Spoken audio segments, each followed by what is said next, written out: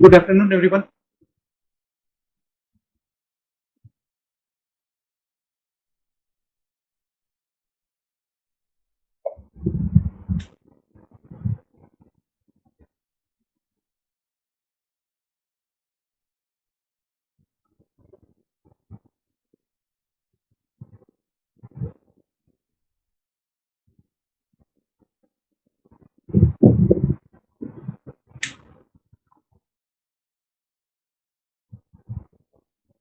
Paper आपका medicine और medicine में टॉपिक्स फीवर।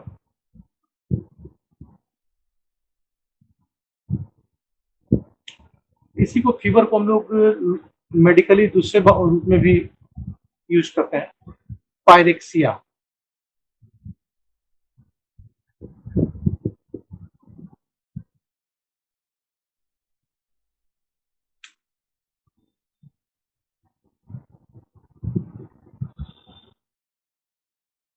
फीवर को पायरेक्सिया, हाइपर पायरेक्सिया के रूप में हम लोग डिनोट करते हैं। फीवर, पायरेक्सिया मतलब टेम्परेचर, हाइपर पायरेक्सिया मतलब बढ़ा हुआ। अब ये है क्या फीवर, कब किसको कह रहे हैं?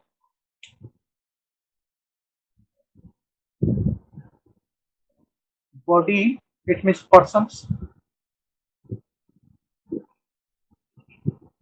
having temperatures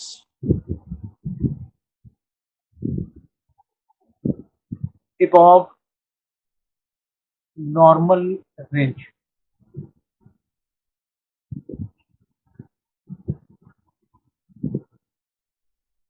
of body temperatures.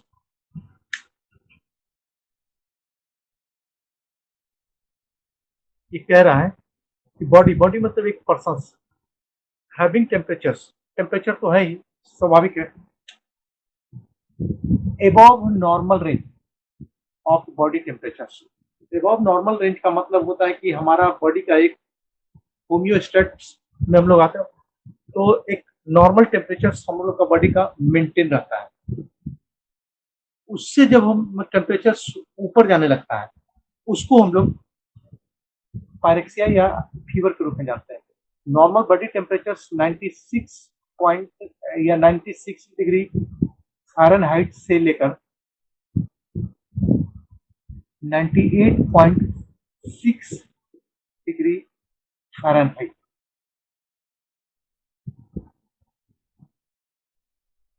ये नॉर्मल टेम्परेचर है हम लोग का। और अगर सेल्सियस में बात करें तो 37 डिग्री सेल्सियस हम लोग का नॉर्मल टेम्परेचर है।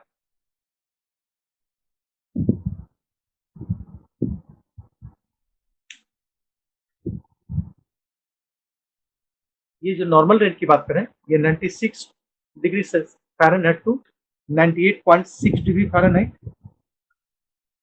और अगर सेल्सियस की बात करें तो 37 डिग्री के अप्रॉक्स में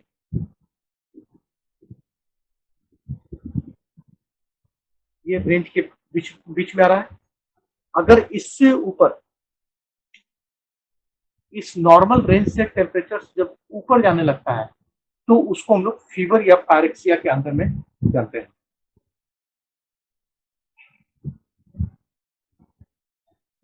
अब ये बात आती है कि टेम्परेचर हम लोग का बॉडी में ये मेंटेन्स क्यों है, और ये टेम्परेचर आ कहां से रहा है। हीट टेम्परेचर की बात करें तो बॉडी में हीट की बात कर रहे हैं, और इतना हीट है तो आखिर ये टेम्परेचर आ कहां से रहा है। उसका एक सोर्स है, बॉडी में एक सोर्स है, सोर्स के तहत ये आता है। अब कौन सा सोर्स है उस पर बात करते हैं थोड़ा।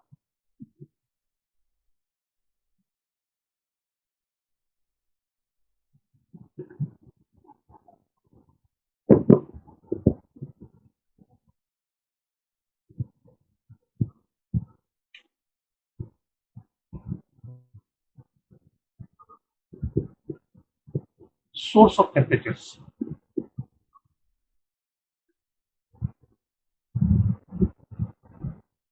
Muscles contraction.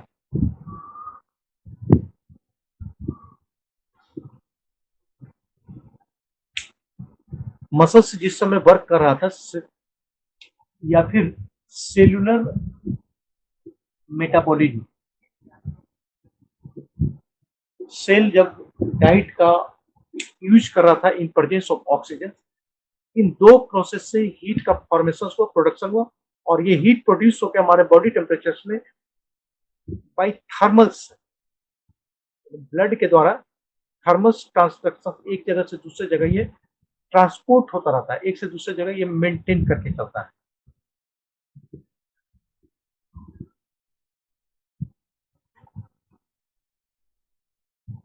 अब ये बात करते हैं कि ये बढ़ा क्यों।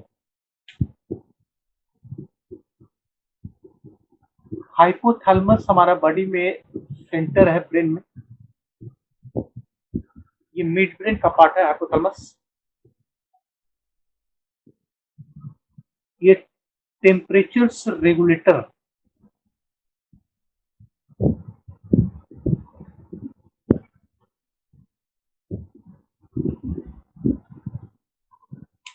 हाइपोथैलेमस टेम्परेचर रेगुलेटिंग सेंटर है।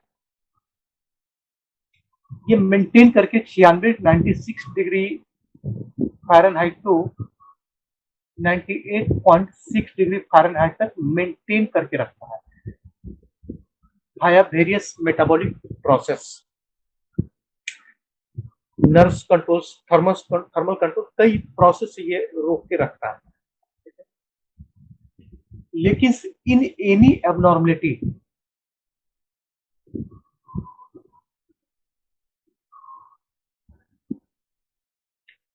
इन एनी एबनॉर्मलिटी मैंने जब से ही हाइपोथैलेमस को यह पता चलेगा कि शरीर में कुछ एबनॉर्मलिटी चल रहा है, एबनॉर्मलिटी खासकर इन्फेक्शियस डिजीज, कोई इन्फेक्शन है, तो ऐसे कंडीशंस में hypothalamus increase the body temperatures, increase the body temperatures, ये बढ़ा देगा। और बढ़ाने का इसका मकसद होता है कि to kill the micro organism.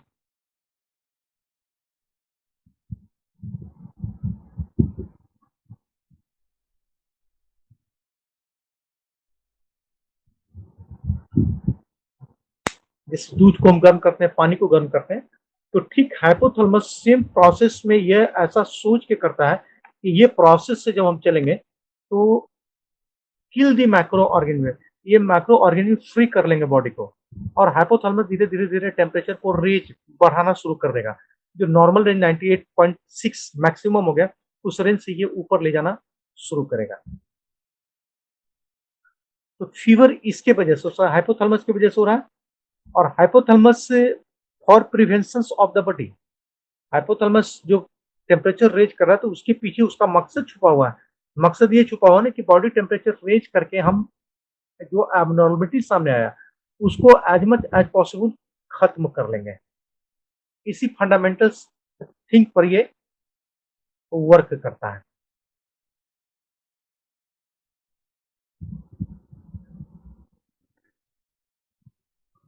अब कॉजेटिव फैक्टर किस किस कंडीशन में टेम्परेचर रेंज करेगा, बढ़ेगा, उस पर बात करते हैं।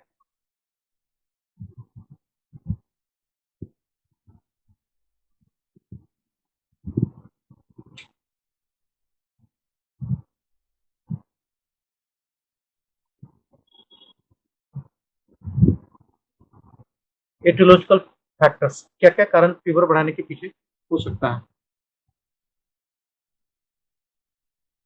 फर्स्ट, मेडिकल लाइफ थ्रेटनिंग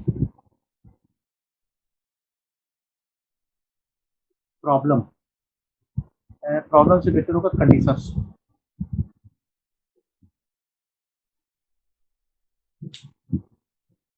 पहला जो कारण बनता है life threatening problem, life threatening मतलब जान जाने की अवस्था शरीर में आ गई है, कोई मेडिकल कंडीशन है, उसमें रीनल फेलियर भी हो सकता है, कार्डियक फेलियर भी हो सकता है, कुछ भी हो सकता है।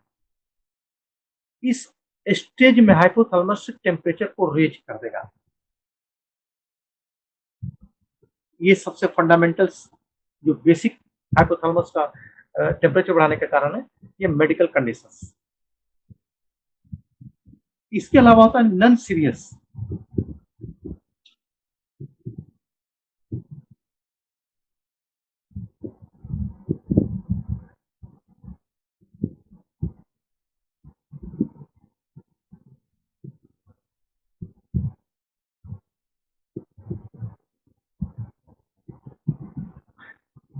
Non serious life threatening problem, इसमें जान जाने की खतरा उतना नहीं है।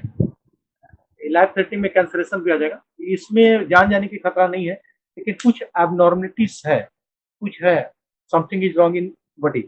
इस कंडीशन में हाइपोथैलेमस रेज करेगा। अब क्या क्या हो सकता है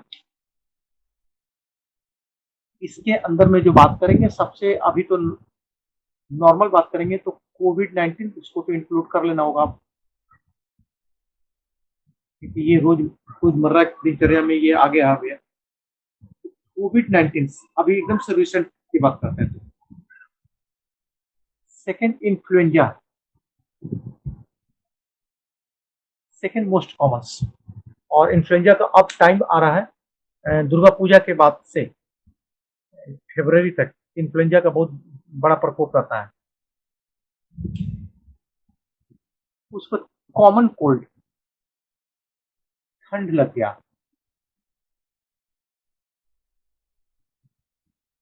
उसके बाद यूटीआई। यूटीआई का मतलब urinary tract infection. Urinary tract infection में यूरेथ्रा से लेकर किडनी तक में, यूरिनरी ब्लैडर हो, यूरेटर हो या किडनी तक हो, कहीं पर भी इन्फेक्शन है तो इस समय फीवर, पैरेक्सिया का प्रॉब्लम सामने आएगा। इसके अलावा वायरल इन्फेक्शन,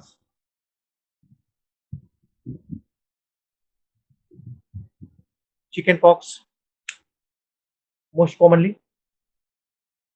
अभी तो टाइम चिकन पॉक्स का ही चल रहा है, बीत गया, गर्मी में मई जून में इसका प्रकोप ज्यादा होता है।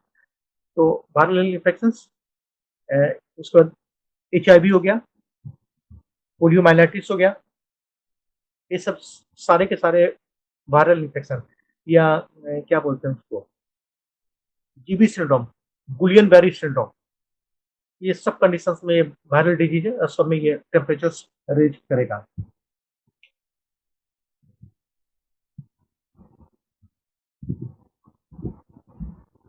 Bacterial infection, tuberculosis, meningitis, syphilis, ये सब बैक्टीरियल इन्फेक्शन है। और लेप्रोसी, ये सारे बैक्टीरियल इन्फेक्शन में टेम्परेचर रेज करेंगे, बढ़ेंगे, फीवर का प्रॉब्लम सामने आएगा।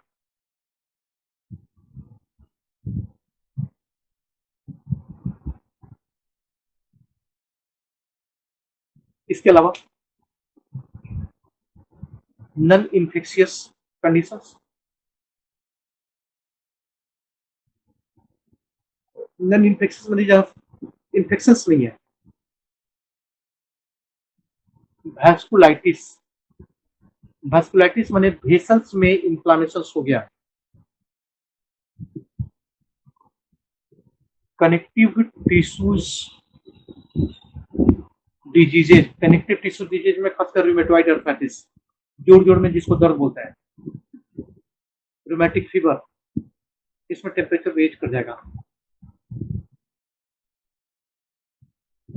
डीप वेन थ्रोम्बोसिस, इसमें भी टेम्परेचर बढ़ जाएगा। अपेंडिसाइटिस,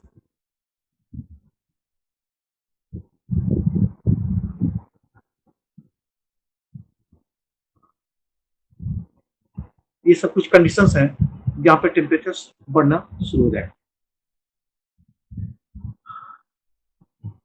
और लास्ट में लाइफ थ्रेटनिंग में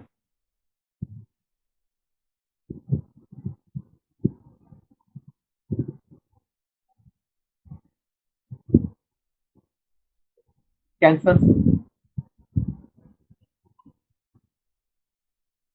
रीनल फेल्यूर्स,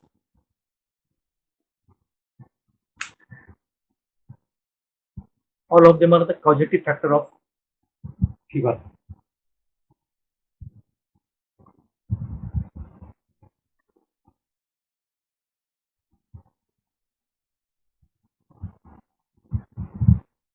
अब आ जाते हैं इसके सिम्टम पे।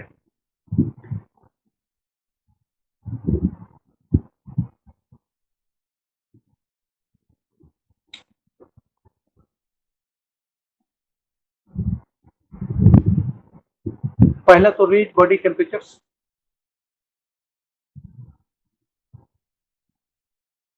पहला तो यही चीज होगा,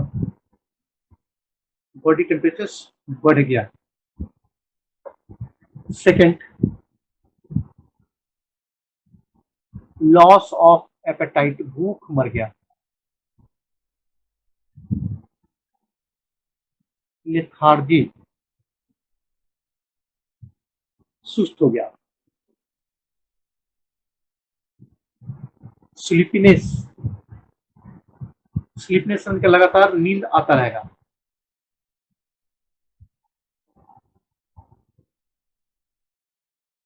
उसके बाद माइलेजिया, माइलेजिया का मतलब होता है, माइलेज का मतलब होता है बीमार टाइप का महसूस करना।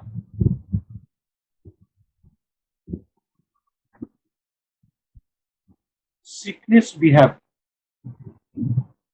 सिकनेस बिहेव मैंने बीमार है, और बीमार है तो स्वाभाविक है कि कई काम से नेचुरली उस कई काम से बचने की कोशिश करेगा। तो सिकनेस, सफरिंग बिहेव। और कंटिन्यू अगर चला जा रहा है तो डिप्रेशन टाइप का प्रॉब्लम सामने आ जाएगा। अगर लंबा समय तक चल रहा है तो ये डिप्रेशन का प्रॉब्लम सामने आ जाएगा।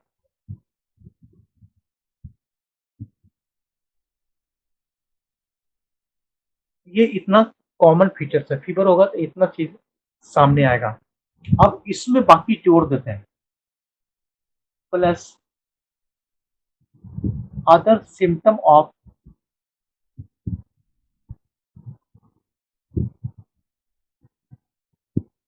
काउजेटिव फैक्टर्स।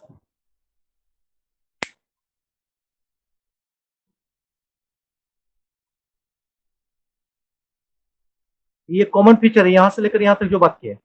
और यहाँ पे लास्ट जोड़ दिए, इसके बारे में कुछ भी नहीं कहा जा सकता। क्या कह रहा है? Other symptoms of causative factor. Typhoid है तो टाइफाइड का सिम्टम उसके साथ इतना के साथ जुड़ जाएगा। चिकन पॉक्स है तो चिकन पॉक्स का सिम्टम जुड़ जाएगा। एचआईवी की वजह से फीवर है तो एचआईवी का सिम्टम यहाँ पे जुड़ जाएगा। मेनिंजाइटिस है तो यहाँ से यहाँ के बाद मेनिंजाइटिस का सिम्टम जुड़ जाएगा। तो ये जो सिम्टम नीचे वाला जो है ना, ये एडिंग है। एडिंग है माने कि इसके अलावा जिस वजह से फीवर है उसका सिम्टम्स यहाँ पे इंक्लूड हो जाएगा।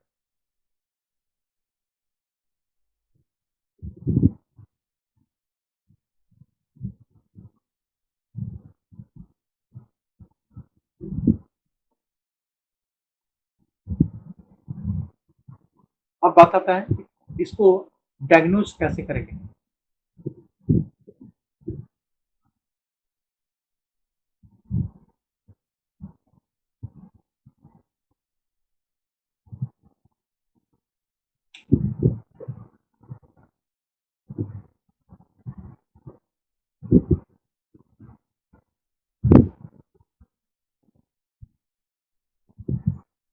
डायग्नोसिस के लिए सबसे बेटर है यूज थर्मोमीटर। एक सबसे पहला काम, इसको टेम्परेचर को हम लोग थर्मामीटर से नाप लेंगे। माउथ, माउथ में सबलिंगुअल, सबलिंगुअल का सबलिंगुअल का मतलब होता है जीभ के नीचे, जैसे उसका बॉल, थर्मामीटर का बॉल जो होता है वो जीभ के नीचे लगा के टेम्परेचर लेंगे।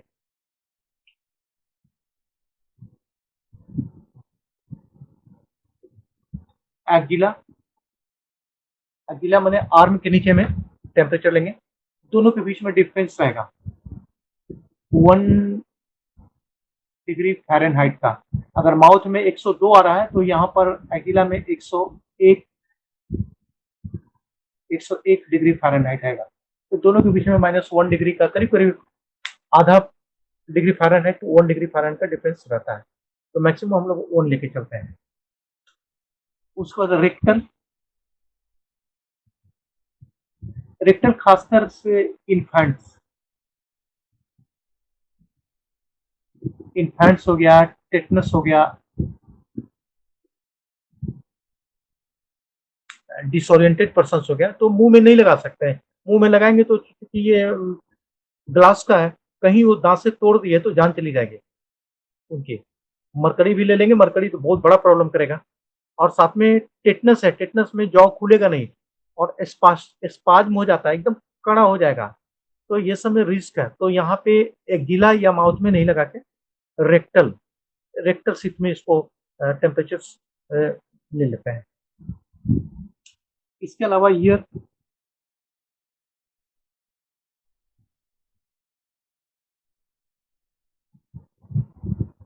में टिम्पैनिक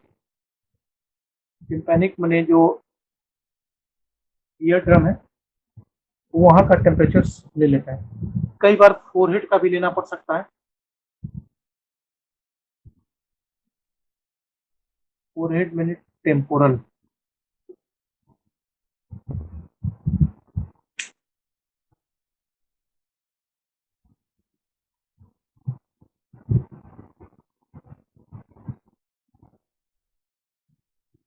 टेम्परेचर ले लेंगे। नॉर्मल रेंज से ऊपर आ रहा है, 98.6 ऊपर जा रहा है, फीवर में रखें। अब ये जो डायग्नोसिस है इसको अलग अलग हम लोग मोड में जानते हैं। अलग अलग मोड में कि लो ग्रेड फीवर है, में इंटरमीडिएट फीवर है, हाई फीवर है, उसमें अलग अलग कर लेते हैं।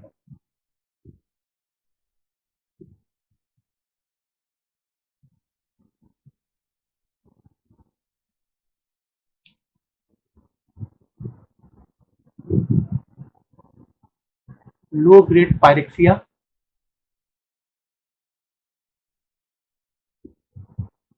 Moderate pyrexia,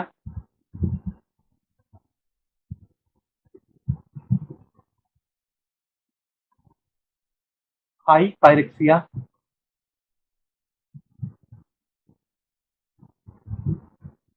hyper pyrexia.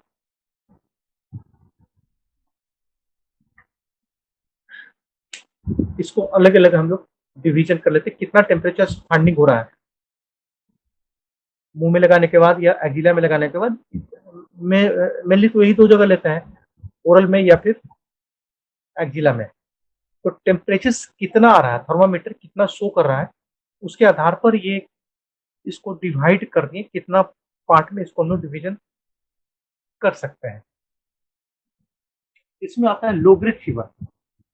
लो ग्रेड फीवर मतलब है कि 99 degree Fahrenheit to 100 degree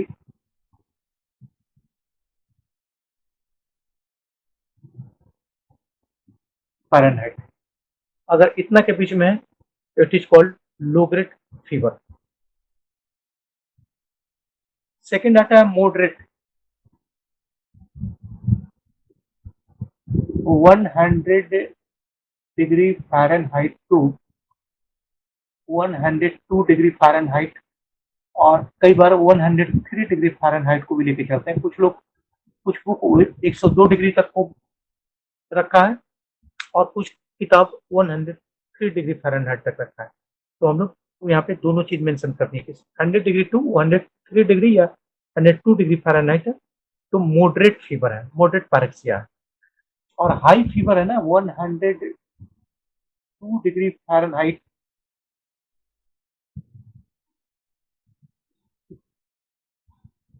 to 105 degree Fahrenheit, अगर इतना के बीच में 102-3 से लेकर 5 तक के बीच में है तो हाई फीवर है। And more than 105 degree Fahrenheit is known as hyper pyrexia.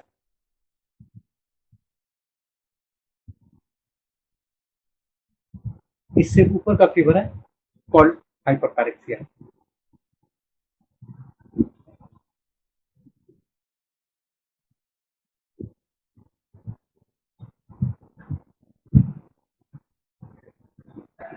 Complication पे आते हैं, क्या क्या कॉम्प्लिकेशन फीवर कर सकता है।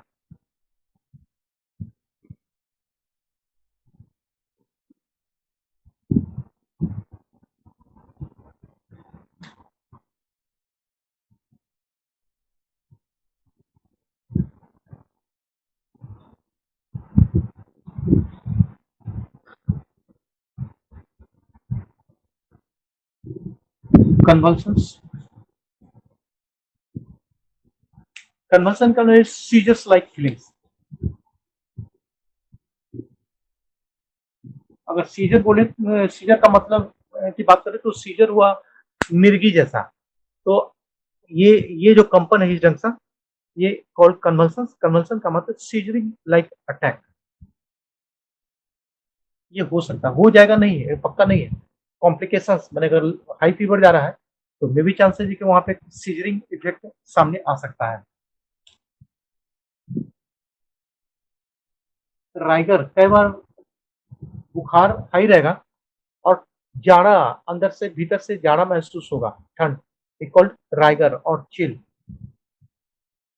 कपकपी या ठंडा ऐसा महसूस होगा। ये कॉम्प्लिकेशंस में आता है।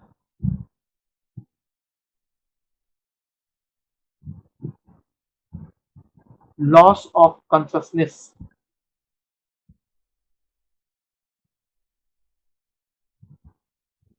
खासकर हाइपर पायरेक्सिया या हाई पायरेक्सिया, 104-5 डिग्री से ऊपर जा रहा है बुखार तो लॉस ऑफ कॉन्शसनेस हो सकता है कि वहां पे डेवलप हो जाए।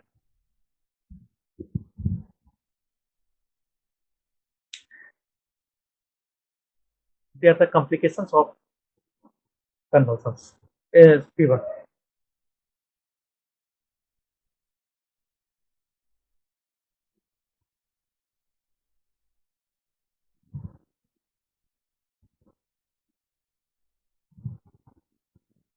ट्रीटमेंट पे आते हैं।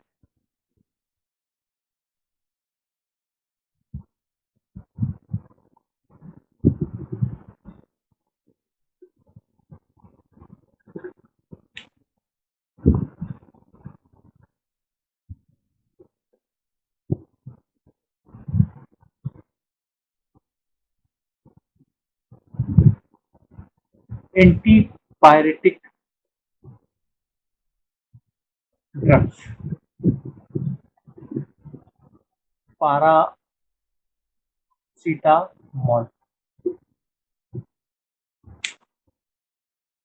एंटीपायरेटिक ड्रग्स पढ़ा चुके हैं, एनाल्जेसिया के अंदर में था। तो फीवर कम करने के लिए एंटीपायरेटिक ड्रग्स, एसओएस कभी इसका कोर्स नहीं होता है। एसओएस का मतलब कि जब जरूरत होगा and repeat 4 hourly to 6 hourly, 4 से 6 घंटा पर जरूरत के अनुसार। अगर बुखार है 100 के ऊपर है, 100 के नीचे है तो छोड़ ही देते हैं, 100 के ऊपर है तो 4 से 6 घंटे में उसको फिर से रिपीट किया जा सकता है। जैसे अभी 3:35 हो रहा है तो अभी देंगे तो फिर 7:35 या 9:35, यानी 4 से 6 घंटा का डिफरेंस के बाद देंगे। जरूरत होगी तो देंगे, लेकिन अगर 7:30 बजे तक बुखार नहीं है तो नहीं देंगे।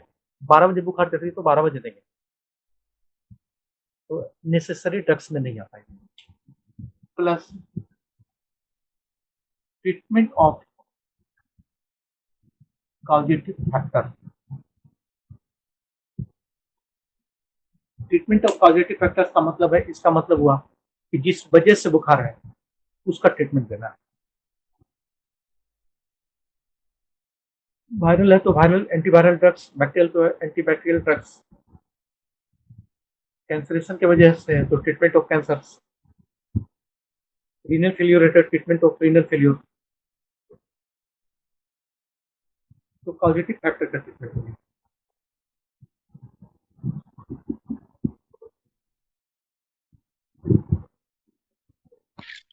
Hello sir.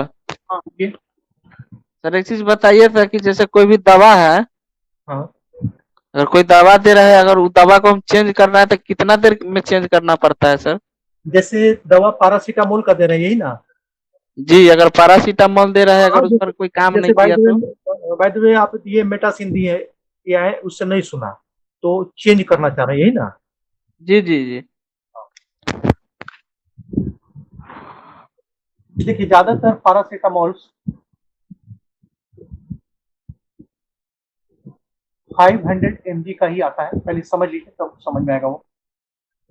और नहीं तो 625 mg का आता है, ठीक है। ये दो अलग अलग आता है। जैसे क्रोसिन है तो क्रोसिन 500 mg का आएगा, क्रोसिन 625 mg का आएगा। अगर 500 mg का वो नहीं सुन रहा है, क्लियर, तुरंत से 625 mg में नहीं चले जाएंगे, याद रखिएगा। कारण एक बार जब आप 625 mg का आप दे दिए पेशेंट को, बाय द वे इसको आप स्टॉप कर दिए और उसके जगह इसको आप दे दिए, तो नेक्स्ट टाइम कभी भी फीवर लगेगा तो चांसेस नहीं है कि ये 500 mg का काम करेगा, वहां पर 625 mg का देना पड़ेगा, एक बात। दूसरी बात, जब ये दे दिए तो ये हाईली हेपेटोटॉक्सिक है, ये लीवर पर बहुत बहुत ही खराब असर है इसका, पैरासीटामोल का। तो आप डोज बढ़ाने की कोशिश नहीं करेंगे, तब आपको चेंज करने के बाद तो दो चीज को देखना पड़ेगा। आप जो मेडिसिन लिए हैं वो जेनरिक है या फिर ब्रांडेड है, वो देखना पड़ेगा। ब्रांड कंपनियां जेनरिक भी बनाती है, तो जेनरिक में कभी कभी होता है ना कि पोटेंशियल थोड़ा कम रहता है, उसका असर कम पड़ेगा। बावजूद इसके टेम्परेचर जैसे 102 डिग्री फ़ारेनहाइट था, आपने दिया अभी 3:35 में दिया, 3:35 PM में आपने दे दिया, ठीक है। इसको 40 मिनट्स के अप्रोक्स में, यानी 40 मिनट्स बीतने के बाद फीवर कंट्रोल हो जाना चाहिए। तो 3:35 के बाद 40 अप्रोक्स 4 बजे 4:10 PM तक फीवर गो डाउन हो जाना चाहिए। लेकिन अगर 45 मिनट के बाद भी फीवर नहीं कम रहा है तो और 15 मिनट वेट करेंगे और टेम्परेचर को फिर से लेंगे। अगर 102 पर ही स्टैटिक है, कंटिन्यू स्टैटिक है, तो आप कोल्ड कंप्रेशन या फिर स्पॉन्जिंग पानी भिगा के ना उसके बदन को पोंछने की कोशिश करेंगे, उससे टेम्परेचर को गो डाउन करेंगे नेक्स्ट ड्रग देने के बाद पहले।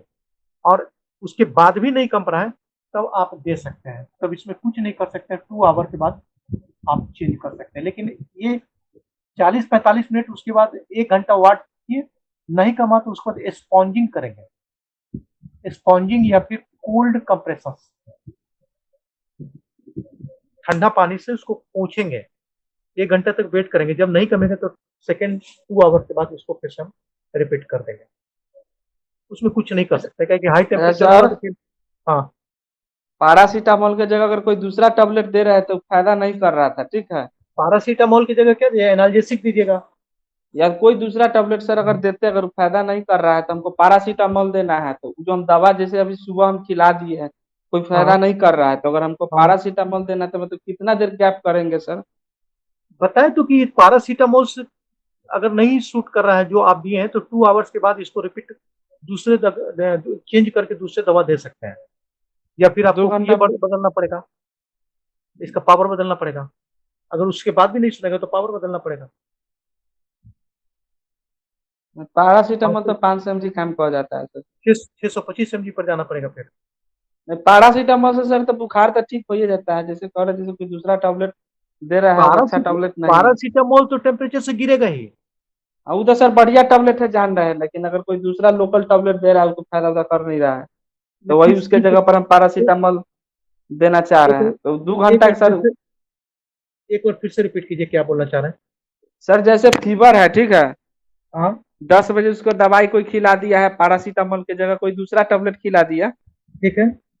और फीवर कम नहीं रहा है, मतलब बढ़िया टेबलेट नहीं है, फीवर कम नहीं रख रहा है, तो यानी कि सर हम चेंज कर सकते हैं, मतलब 2 घंटा बाद हाँ हम बिल्कुल पैरासीटामोल दे सकते बिल्कुल बिल्कुल चेंज कर सकते हैं, बिल्कुल। हैं सर। कम से कम 2 घंटा गैपिंग चाहिए ना। कम से कम का बात बोले कि फीवर कंट्रोल है, तभी बार बार बोले कि यहीं पर स्टैटिक है तब। नहीं लेकिन सर, अगर फीवर ये कंट्रोल नहीं है, फीवर सुनिए कंट्रोल सुनिए, नहीं है या फिर यहाँ यहाँ आप देखिए ना, अगर लेकिन ये बढ़ के 104 डिग्री फ़ारेनहाइट हो गया तो स्टैटिक नहीं ना है। 102 में आप दिए थे और ये और बढ़ ही गया, 104 हो गया, यहाँ पे तुरंत दे सकते हैं, पर 1 घंटा के बाद दे सकते हैं, 1 डेढ़ घंटा के बाद। अच्छा सर। लेकिन कोशिश करना चाहिए कि जितना समय बिता दें और अलग मेथड से कम करने का, वो ज्यादा बेटर है। तो स्पॉन्जिंग का हेल्प लिया जाता है। स्पॉन्जिंग में पानी कटोता में लेके रुमाल ले लिया और रुमाल से उसको पोंछते हैं, पैर हाथ को पोंछते हैं, फोrehead को पोंछते हैं, ये सब पोंछते हैं। उससे भी नहीं कम होना तो फ्रिज का पानी ले लेते हैं, ठंडा पानी लेते हैं और उसमें निचोड़ के फिर उसको पैर हाथ को पोंछते हैं। तो इस ढंग से कोशिश करनी चाहिए पहले कम करने का।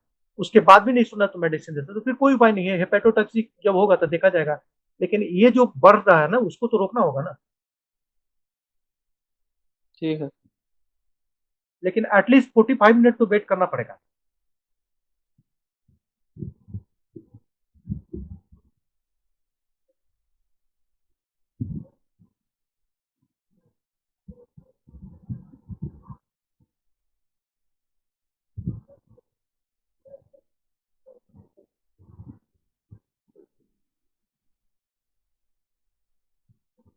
नेक्स्ट आपका टॉपिक्स आता है फीवर के बाद वॉमिटिंग का।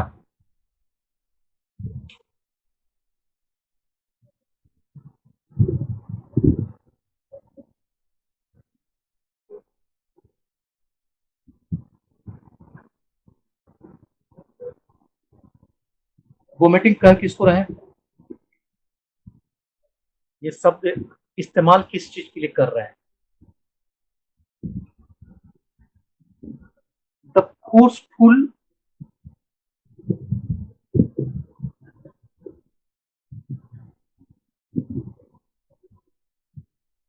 वॉलंटरी और इनवॉलंटरी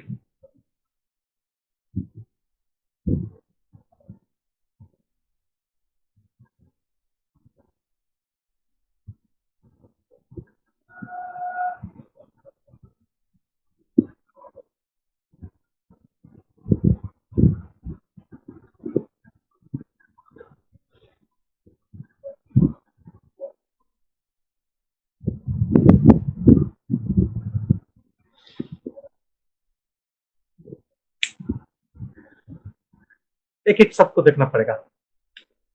पहला नीचे से चलते हैं। शब्द लिख रहे हैं थ्रू माउथ। थ्रू माउथ के मतलब के मुंह के द्वारा।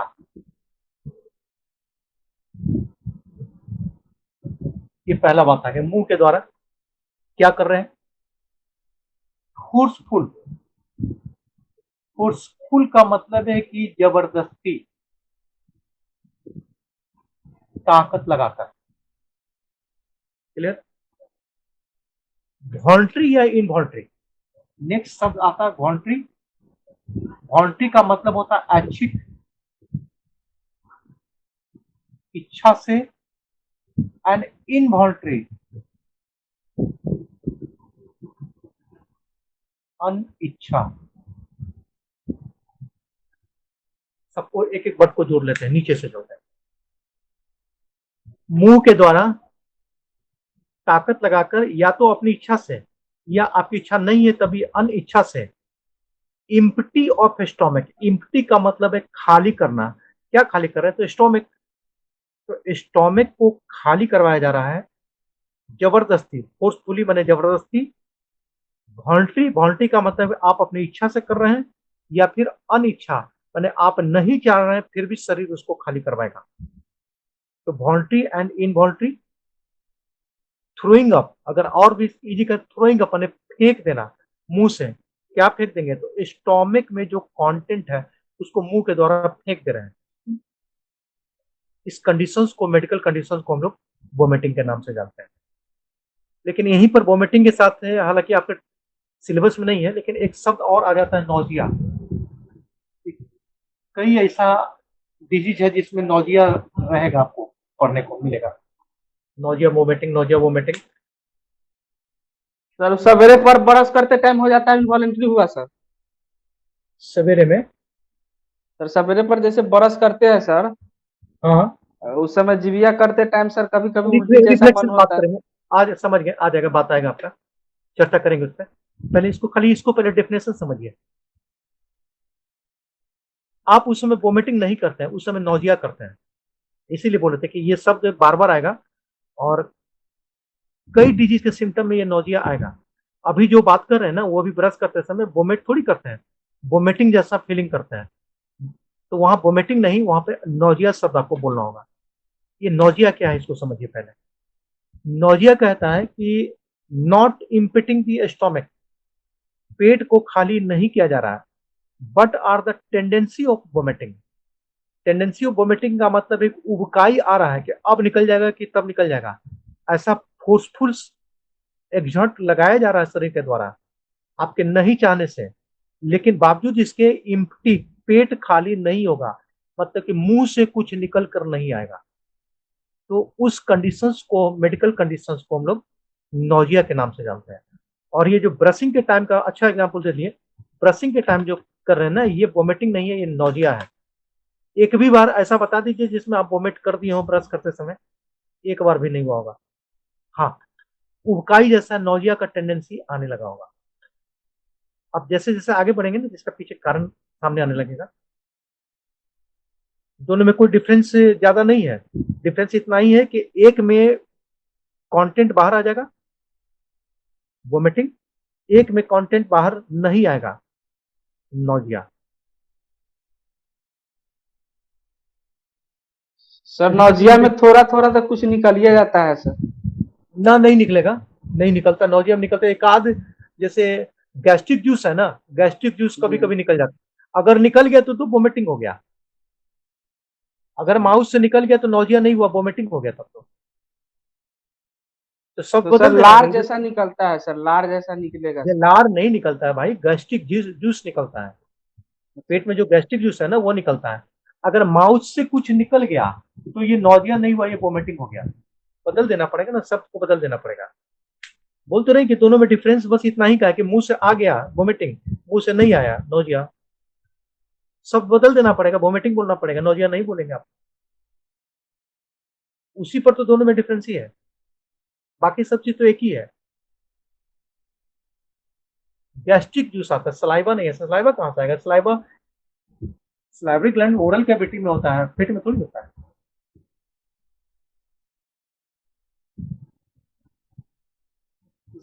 जिसको गांव में लोग बोलते हैं पीत आ गया, तो पीत निकल गया, पीत निकल गया, पीत नहीं, गैस्ट्रिक जूस निकल जाता है।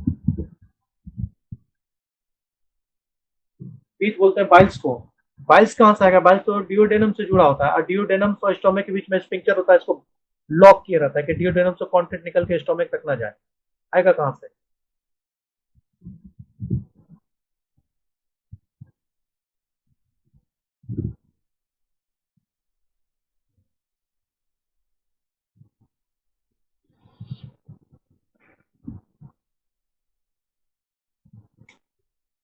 काउजिस पे आते हैं। काउजिस दोनों का एक ही होगा, वोमिटिंग नोजिया तो काउजिस एक ही होगा, इसलिए दोनों को एक साथ लेके चल रहा है। सिलेबस सिर्फ आपका वोमिटिंग कर रहा है, लेकिन दोनों एक ही चीज है, इसलिए हम यहाँ पे लिख दिए हैं।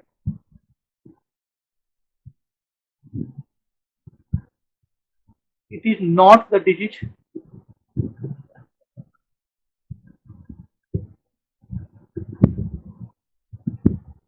only the symptom of some disease and medical condition।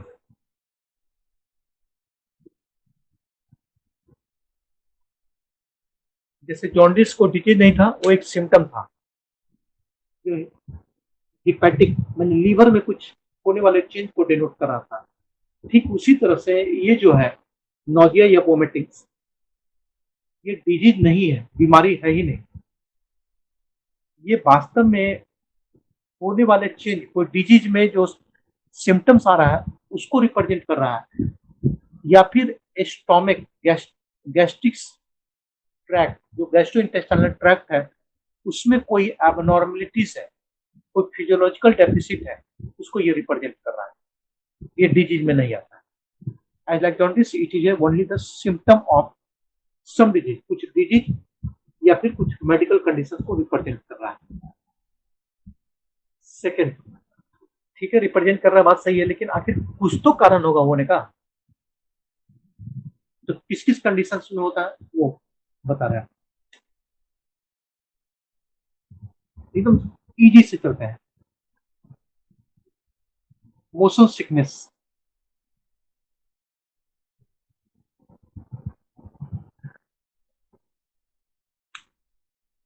Motion sickness movement में जाते हैं। मोशन सिकनेस खासकर जब ऊंचाई पे चलने लगते हैं, पहाड़ पे चढ़ रहे हैं, कार से जा रहे हैं, तो कई बार ट्रेवलिंग की वजह से सिकनेस, उस समय हमारा हाइपोथैलेमस, ये भी सेंटर से, वॉमिटिंग सेंटर से भी हाइपोथैलेमस ही है ब्रेन का। तो हाइपोथैलेमस उस समय एक्साइटेड हो जाता है, और एक्साइटेड होने के बाद वहां पे आप थर्स्ट प्रेशर, जो वैगस नर्व है स्टोमक को या सप्लाई दे रहा है, उसमें ये अपथ्रस्ट कॉन्ट्रेक्शन मैंने स्टोमिक को फोर्सफुली ऐसे करके कॉन्ट्रैक्ट कराएगा। जब ये स्टोमिक कॉन्ट्रैक्ट कराएगा ना तो ये वापस लौट आएगा। जैसे ये ऑसोफेगस है, ये स्टोमिक है, ये डियोडेनम है। तो यहाँ पे तो स्फिंक्टर से बंद है, यहाँ पर भी स्फिंक्टर से बंद है। ये कार्डियक स्फिंक्टर है, ये पाइलोरिक स्फिंक्टर है, ठीक है। कंटेंट यहाँ जमा है और ये सारे जगह वैगस नर्व का सप्लाई है, पूरे स्टोमिक में डियोडेनम में सब वैगस नर्व सप्लाई दिया हुआ है।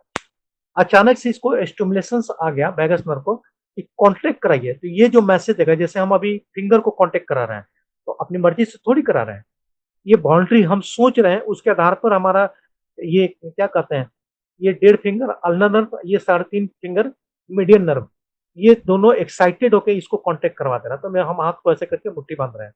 तो सेम चीज ये जो स्टोमिक वाला है ना, इसमें वैगस नर्व में कॉन्ट्रेक्शन हो गया, तो कॉन्ट्रेक्शन हो गया ना, तो ये जो बंद है, भाल्व बंद है, ये खुल जाता है ओसोफेगस का, और यहाँ से ये ओरल कैविटी होते हुए कंटेंट बाहर आने लगता है।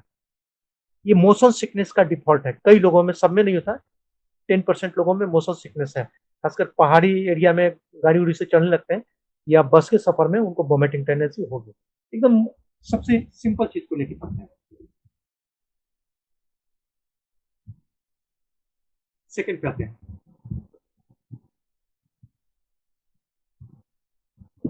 Hello sir. हाँ, सर ये सब में क्यों नहीं होता है? सबका देखिए इमोशन सेंटर है। आप हाइपोथैलेमस के बारे में, ये हमारा इमोशन सेंटर है।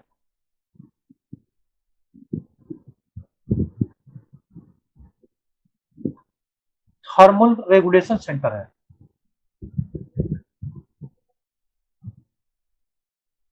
उसके बाद रिएक्टिव रिस्पॉन्ड सेंटर है। इसका कई काम है। थर्मो रेगुलेशन तो फीवर में बात कर चुके हैं।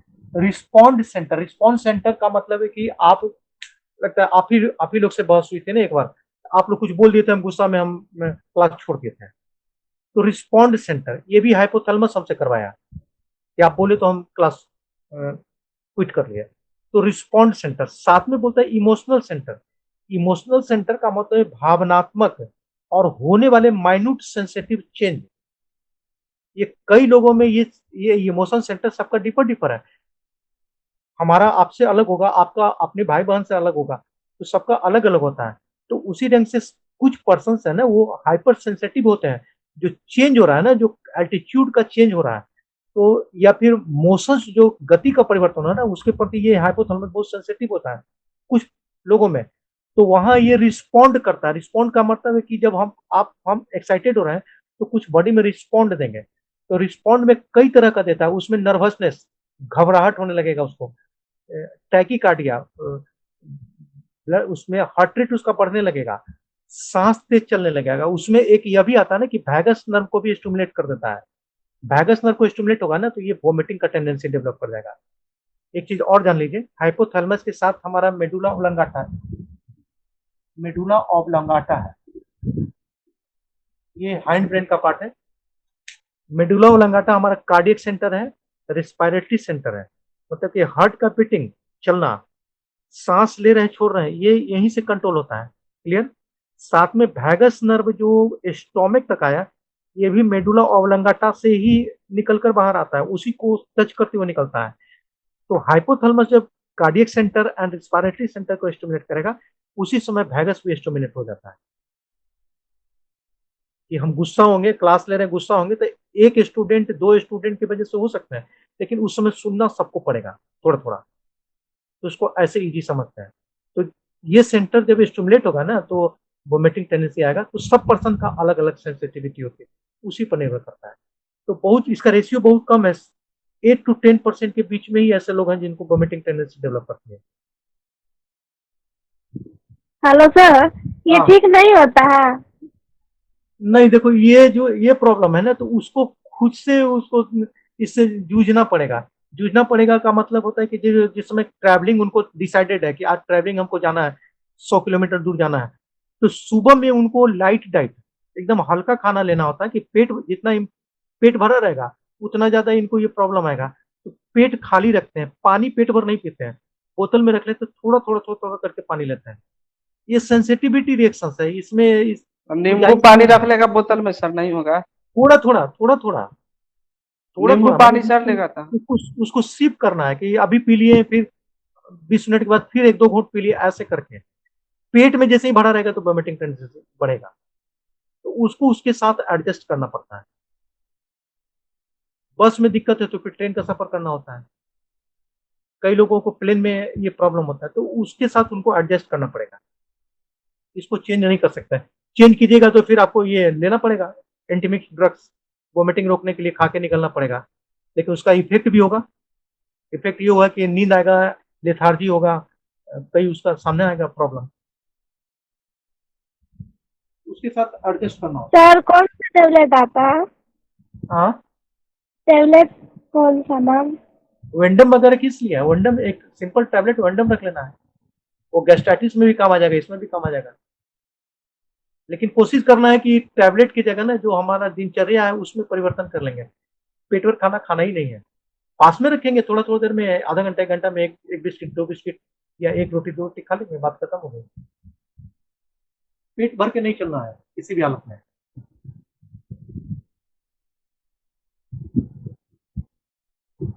इसके साथ एडजस्ट ही करना होता है। सेकंड पे आते हैं, मोस्ट कॉमन में early stage of pregnancy, first 2 month.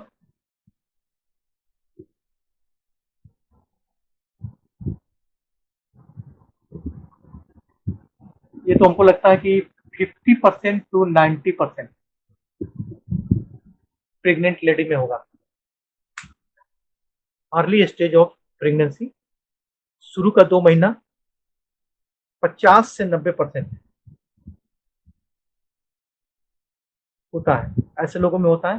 तो इसमें वोमिटिंग टेंडेंसी जो है, वोमिटिंग 25% टू 55% को होगा, और बाकी लोगों को नौजिया होगा। नौजिया करीब करीब रेस्ट 40% को नौजिया होगा, उबकाई आएगा, होगा नहीं। और 25 से 55% को तो कंटिन्यूअस वोमिटिंग का टेंडेंसी रहेगा। सर ये तो शुरू के 2 महीना में ही होता है। शुरू का 2 महीना में एकदम पक्का गिन के 60 दिन नहीं, लगभग 2 महीना, 2.5 महीना भी हो सकता है या 1.5 महीना में सेटल हो जाए, लेकिन लगभग 2 महीना ये पूरा करके ही छोड़ेगा। सर 2 3 महीना के बाद नहीं होगा? लगभग अप्रोक्स का क्या मतलब होता है? 2.5 महीना भी हो सकता है, 3 महीने हाँ सर, आगे नहीं ठीक होगा। है सर, ठीक है। अगर आगे मान नहीं लीजिए होगा। कि अगर फर्स्ट 6 महीना सर सेमेस्टर, बीत गया प्रेगनेंसी का, तब तो सर फर्स्ट ऐसा सेमेस्टर कंडीशन है। वो दूसरा कंडीशन से होगा, इसके वजह से नहीं होगा। ये हाँ। इस समय एमनियोटिक फुल फ्लूइड और बच्चा जो डेवलप होने लगता है ना, तो उसको जो एक्सक्रेट करता है वो सर्कुलेट करता है ब्लड में, उसका एक्सक्रेटिव सब्सटेंस, और जिसकी वजह से हाइपोथैलेमस स्टिमुलेट हो जाता है, तो वो कंडीशंस यहाँ पे नहीं आएगा। 6 महीना के बाद होगा। हो सकता है कि ओवर ईटिंग हो जाए, ज्यादा खा लिया उसके वजह से होगा, या डिहाइड्रेशन का प्रॉब्लम है, वो और दूसरा कारण हो सकता है। लेकिन ये जो प्रेगनेंसी सिकनेस जो बोलते हैं, ये शुरू का फर्स्ट ट्राइमेस्टर में, शुरू का 2 महीना से 3 महीना के बीच का ही है, लेकिन 2 ही महीना तक मान के चलते हैं हम लोग। तीसरा महीना में धीरे धीरे करके ये खत्म हो जाता है। हो सकता है कुछ और कारण होगा, लेकिन प्रेगनेंसी सिकनेस से नहीं होगा।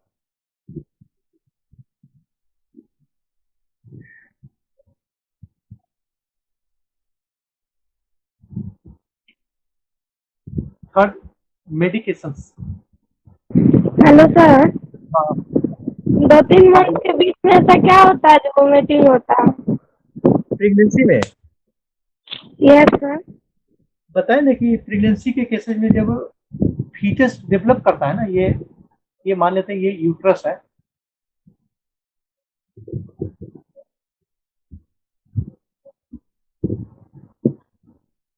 ये यूट्रस है, ये सर्विक्स है, इसका माउथ है। तो फीटस, ये फैलोपियन ट्यूब है।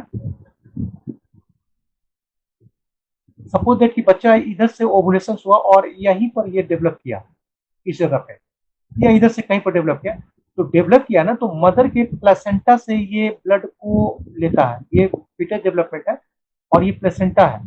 तो मदर से ही ऑक्सीजन एंड न्यूट्रिशन लेगा और एक्सक्रीटरी सब्सटेंस मदर के ही ब्लड में वो छोड़ देगा। क्लियर? मदर इसके लिए अडेप्टेड नहीं है, इसके लिए तैयार नहीं है, ये फिजियोलॉजिकल चेंज के लिए वो एग्री नहीं थे। लेकिन ये जो लिबरेट किया एक्सक्रीटरी सब्सटेंस, ये तो मदर के ब्लड में आ गया, मदर ब्लड, और यहां से ये सर्कुलेशन में चला गया, और सर्कुलेशन में जाएगा ना तो मदर के होल बॉडी में सर्कुलेट करेगा। तो होल बॉडी में हाइपोथैलेमस भी आता है, वहां तक भी पहुंचेगा। और हाइपोथैलेमस अभी तो जस्ट फीवर में चर्चा किए थे कि जैसे ही एबनॉर्मलिटी महसूस होगा तो फीवर के रूप में या फिर कुछ अपना रिस्पॉन्ड के रूप में सामने लाएगा रिएक्शन हाइपोथैलेमस। तो जैसे ही ये हाइपोथैलेमस तक पहुंचेगा केमिकल्स, बस इसके अगेंस्ट में वो रिस्पॉन्ड करेगा, और रिस्पॉन्ड करेगा ना तो वैगस नर्व को वोमिटिंग टेंडेंसी, क्योंकि ये एब्डोमिनल कैविटी में बच्चा पड़ रहा है ना, तो इसलिए वो वहां से वो बाहर करना चाहता है। लेकिन जैसे जैसे समय बीतेगा तो धीरे धीरे धीरे धीरे हाइपोथैलेमस उसके प्रति एडप्ट होने लगेगा, इस चीज के प्रति एडप्ट होने लगेगा, और उसको फीमेल का मेटाबॉलिक सिस्टम डेवलप हो जाता है और इस एक्सक्रीटरी सब्सटेंस को बहुत जल्दी फिल्ट्रेट करके बाहर करने लगता है। इसलिए 2 महीने के बाद धीरे धीरे करके वो बंद हो जाएगा। उसके लिए जिम्मेवार फीटस का एक्सक्रेशन है।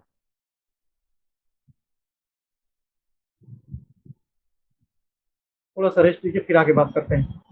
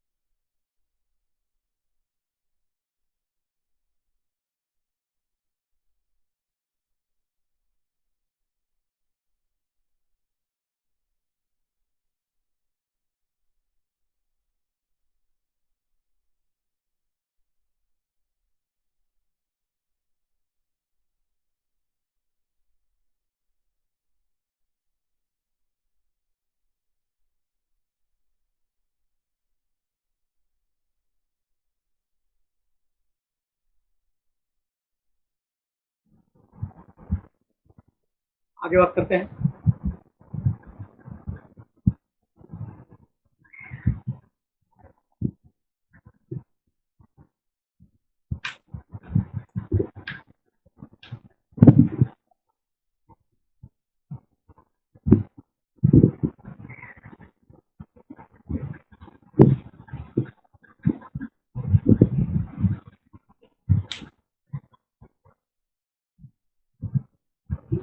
थर्ड में मेडिकेशन, कई ऐसे दवा है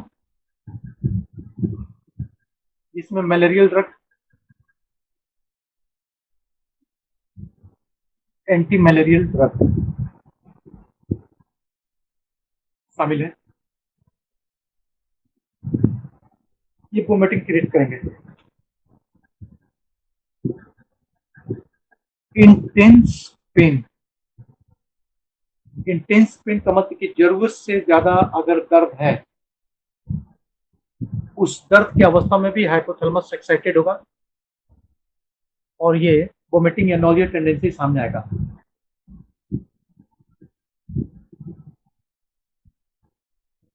इमोशनल स्ट्रेस,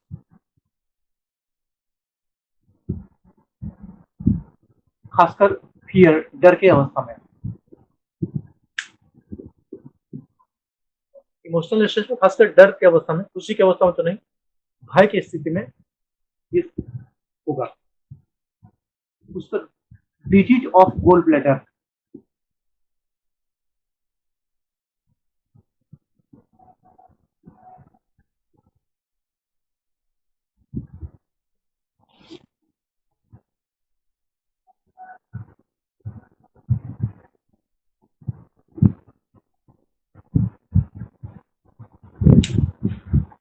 गोल ब्लैडर में स्टोन्स है, गोल ब्लैडर में स्ट्रक्चर हो गया है, उस अवस्था में भी होगा। Food poisoning, food poisoning diarrhoea के स्टेज में बता चुके हैं, फूड पॉइजनिंग में भी ये डेवलप करेगा। इसके अलावा infections of stomach,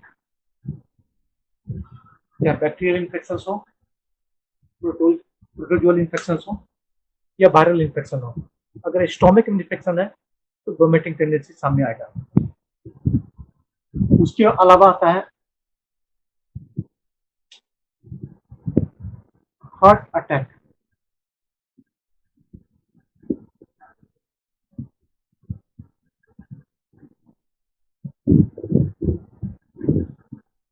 reaction to certain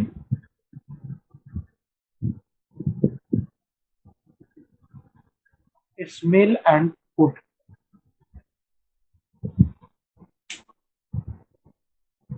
reaction to certain smells में जो बैड ऑडियो, हल्का फॉल स्मेलिंग, गंदा महक कहीं से आ रहा है, या फूड, कुछ खाना को भी देखते हैं जो अनडाइजेस्टेबल खाना है, आपको उसमें आपके लिए वो अनयूजुअल है। कई जगह बहुत तरह के खाना खाते हैं, जैसे डॉग डॉग का मांस खाते हैं, लेकिन आप देख लेंगे डॉग का मांस सामने तो वोमिटिंग शुरू हो जाएगी। तो ये टेंडेंसी कुछ फूड को देखते हैं या कुछ ऐसा स्मेल है, बैड ऑडियो, तो ये डेवलप कर जाएगा।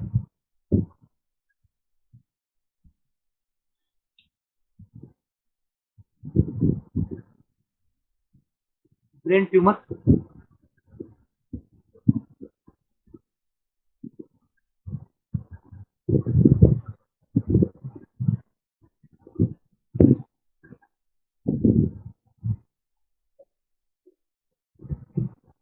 गैस्ट्रिक अल्सर, गैस्ट्रिक अल्सर अगर स्टोमक कैंसर है तो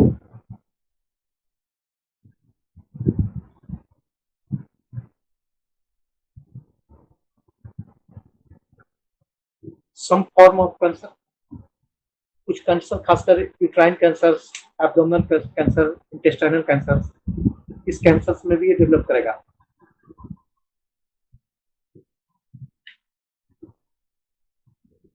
उसके बाद बुलिमिया,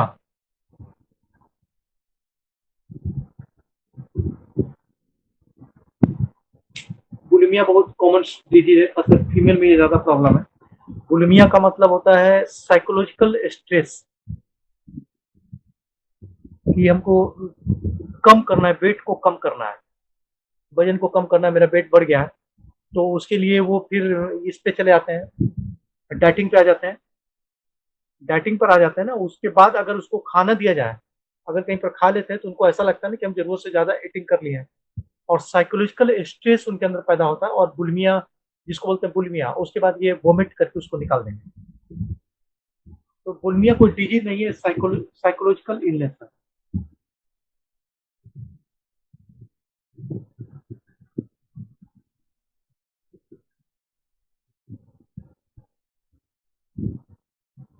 ये बीमारी है साइकोलॉजिकल।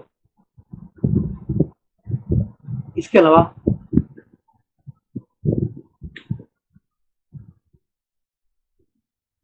गैस्ट्रोपारेसिस,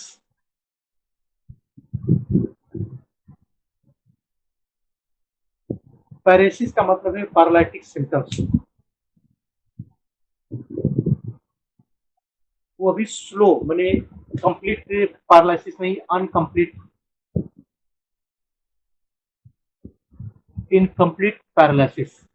तो स्टोमिक अगर स्लो हो जाता है, उसका प्रेस्टिक मूवमेंट स्लो हो जाता है, मतलब उसको पैरेसिस, पैरालिटिक स्टेज से पहले कम का अटैक उस पर आया हुआ है, तो इस वजह से ये वोमिटिंग या नोजिया के रूप में सामने आएगा। ये डायबिटिक पेशेंट, जिनको शुगर का प्रॉब्लम है, तो कई बार उनको ऐसा देखने को मिला। इसके बाद है इनगेशन ऑफ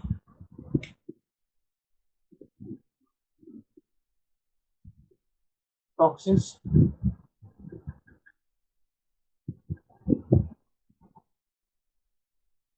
एक्सेसिव अल्कोहल, जरूरत से ज्यादा शराब वोमिटिंग डेवलप करेगा। एंड टॉक्सिनस इंगेशंस, पॉइजनस चीज कुछ खा लिए है तो ये फिर वोमिटिंग टेंडेंसी डेवलप कर जाएगा। कई बार बॉबल ऑब्स्ट्रक्शन,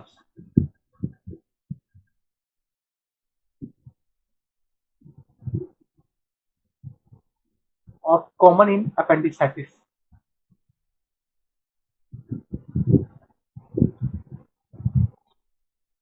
बॉबल ऑब्स्ट्रक्शंस, इंटेस्टाइन में कहीं पर रुकावट है, स्टोमक में कहीं रुकावट है, तो भी वोमिटिंग होगा। और अपेंडिसाइटिस का ये सिम्टम में आता है, वोमिटिंग से ज्यादा उसमें नोजिया तो देखने को मिला है। अपेंडिसाइटिस में वोमिटिंग कम, नोजिया ज्यादा, उबकार लेता रहेगा, आएगा नहीं, कॉन्फ्लिक्ट बाहर नहीं आएगा।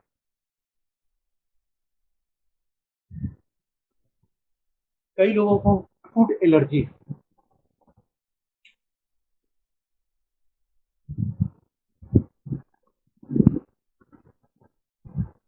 खाने से एलर्जी, खासकर ज्यादातर मिल्क, फीमेल में ज्यादातर मिल्क को देखा गया, कुछ पर्सन्स में egg.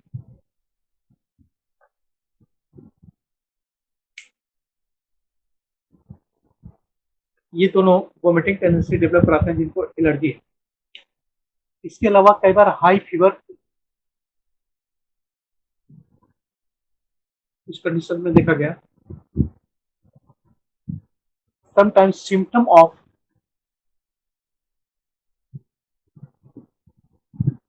Disease like hepatitis,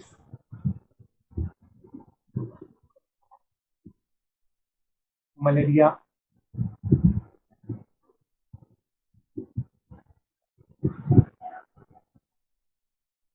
typhoid, इन सबका इन्फेक्शन हो जाना वोमिटिंग को बढ़ावा देगा।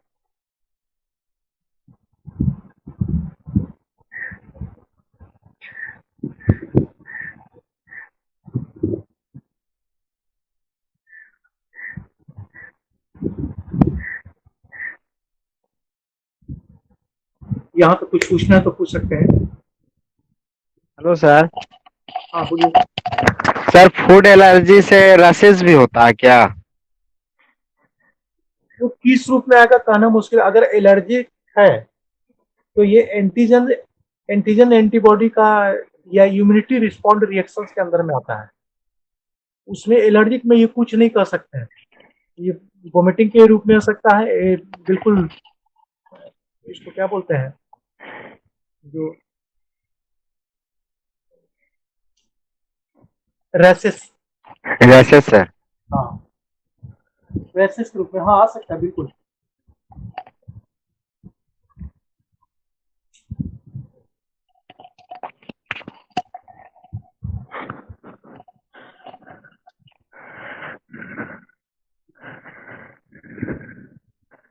अब जाते हैं किस सिम्टम पे। इसका ट्रीटमेंट क्या है सर? किसका? Vomiting, food food food energy का सर? कोई भी अगर एनर्जेटिक है तो एक तो पहले तो उसको लेना नहीं है, एकदम से फाइनल है। ये हमको भी मालूम है, जैसे हमें भी है, मटन खा लेंगे या फिर पनीर खा लेंगे तो वोमिटिंग करेंगे, या फिर दही बड़ा, ये हमको मालूम है। तो हम किसी भी स्थिति में इसको लेने से बचते हैं, बिल्कुल ही नहीं लेते हैं। तो एक तो पहले ये अगर ले लिया है तो इंटीमिक ड्रग्स, जिसके बारे में हम आगे चर्चा करेंगे ट्रीटमेंट में, वही लेना पड़ेगा। ओके ऐसे सर। नहीं आपको जानकारी हो जाएगी, जैसे जानकारी एक बार दो बार आप लेंगे ना, तो पहला बार तो नहीं पता चलता, सेकंड टाइम में मालूम होता है कि आखिर ये चीज लिए तो फिर दोबारा क्यों हुआ। तो तीसरा बार जाते जाते पता चल जाता है कि हाँ ये सब संदेह है, तो ये एनर्जेटिक रिएक्शन सामने आएगा। तो उसको छोड़ देने में ही बना गया, उसका कोई इलाज नहीं है। Okay sir.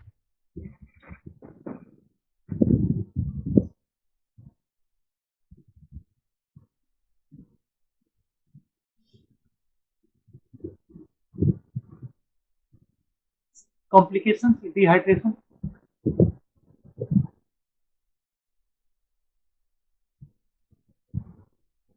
या hypotension.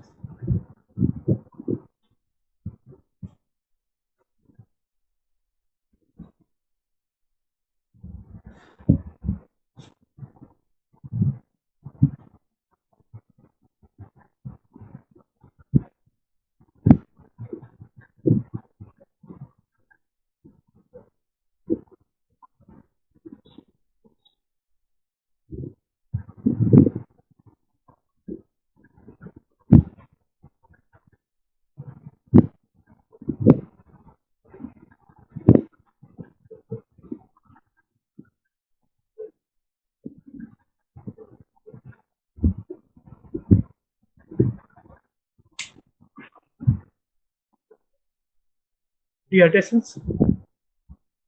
Salt and water lost होगा। ये कॉम्प्लिकेशन में क्लिनिकल फीचर क्या रहेगा, सिम्टम इसका ये वोमिट कर रहा है बस, और क्या, ये कोई सिम्टम तो होता ही नहीं है। कॉम्प्लिकेशन मैंने इसके बाद क्या क्या इफेक्ट शरीर पे पड़ सकता है।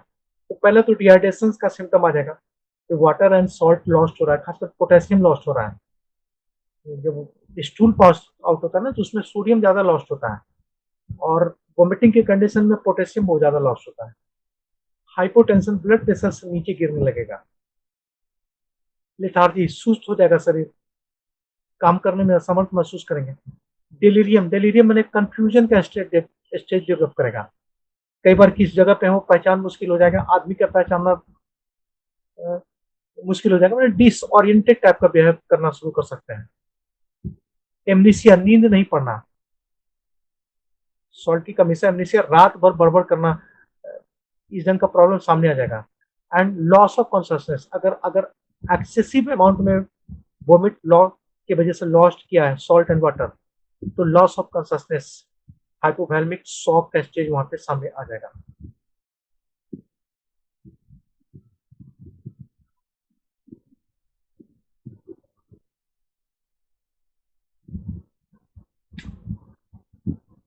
कई बार इसोफेगस बर्न या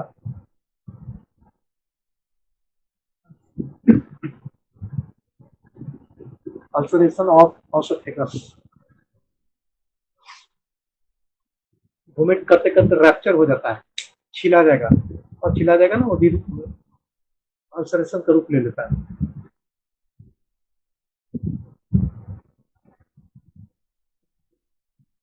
हेलो सर। हाँ सर ये क्या बोलते हैं, जब खांसी होती है तो उससे भी तो अल्सरेशन हो जाता है सर? खांसते हैं तो वहां पे ऑसोफेगस में, कफ उफ छटता है ना सर? खांसी में ना, जो हाँ काफ निकालता है सर, उस उसमें भी लेकिन अल्सरेशन आ उसमें जाता है। उसमें ब्रोंकियल जैसे ऑसोफेगस से डाइजेस्टिव पाइप हो गया ना, वहां पे ट्रैकिया से ज्यादा ब्रोंकियल ट्यूब रैप्चर कर जाता है। और ग्लोटिस एक ही जगह तो मिलेगा ही, लेकिन इसमें ऑसोफेगियल अल्सर बोला। ऑसोफेगियल अल्सर तो मैंने स्टोमक से जोड़ने वाला जो नली है ये, तो यस सर। इसके लीनिंग अंदर अंदर वाले लेयर में अल्सरेशन का बात होता है।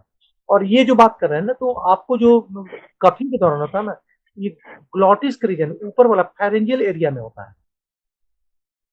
लेकिन अंदर अगर ट्यूब में उसमें भी रैप्चर होगा, उसमें ट्यूब में ब्रोंकियल ट्यूब का रैप्चर होता है, तब ना वोमिटिंग, कई बार खांसते खांसते वोमिटिंग ब्लड वोमिट करना शुरू कर देते हैं। यस सर, लेकिन कभी कभी ऑसो आता है सर, हाँ कफ के साथ कभी आ जाता था। हाँ, उसमें ऑसोफेगस नहीं, उसमें ब्रोंकियल ट्यूब रैप्चर करेगा।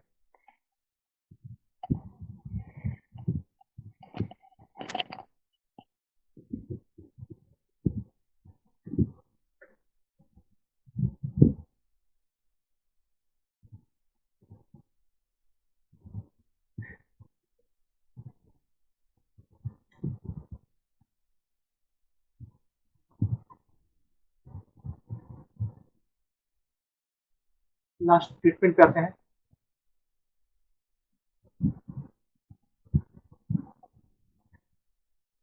ग्रेजुअल में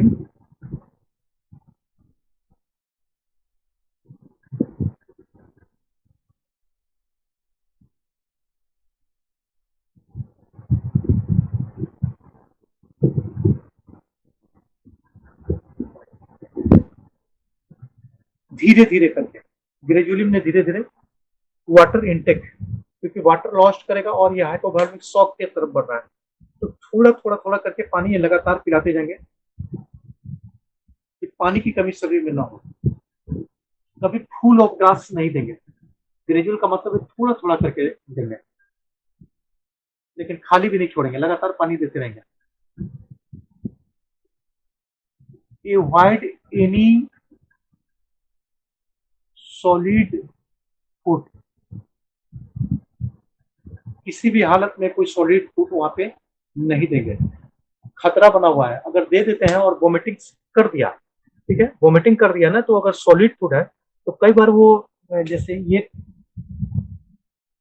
एक मिनट एक और मार करेंगे,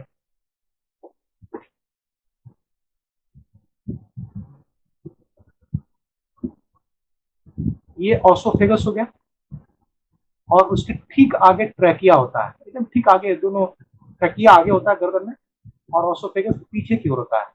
तो वोमिट करेगा तो इधर से, स्टोमक से यही जुड़ा हुआ है ना, वोमिट करेगा तो इधर से बक्कल कैविटी में आएगा, और कई बार उसमें आदमी खींच लेता है, वोमिट करते करते परेशान हो जाता है, सांस रुकने लगता है, तो खींचता है ना, तो ये ट्रैकिया में आने का खतरा बन जाएगा।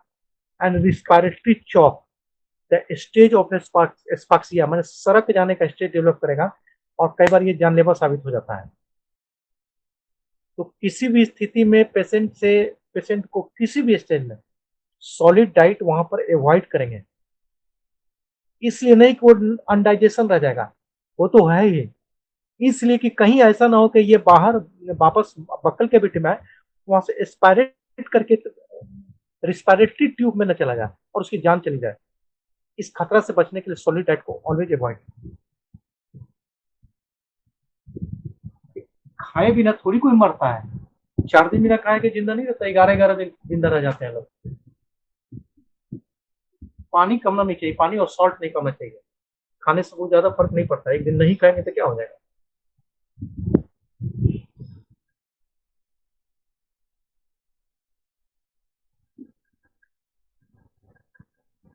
यूज ORS इन वोमिटिंग, क्योंकि सॉल्ट लॉस्ट हुआ है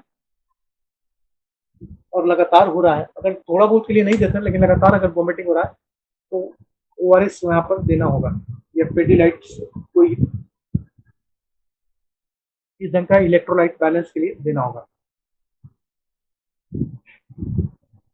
नेक्स्ट,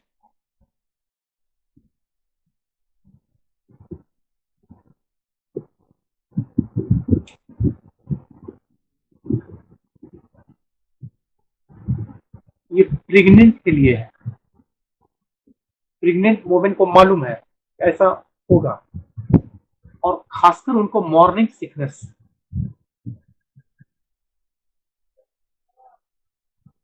सुबह में ये प्रॉब्लम बढ़ेगा, उनको मालूम है। तो ऐसे कंडीशंस में उठने बिफोर गेटिंग द बेड, बिछावन से उठने के पहले कोई स्नैक्स ले लेंगे।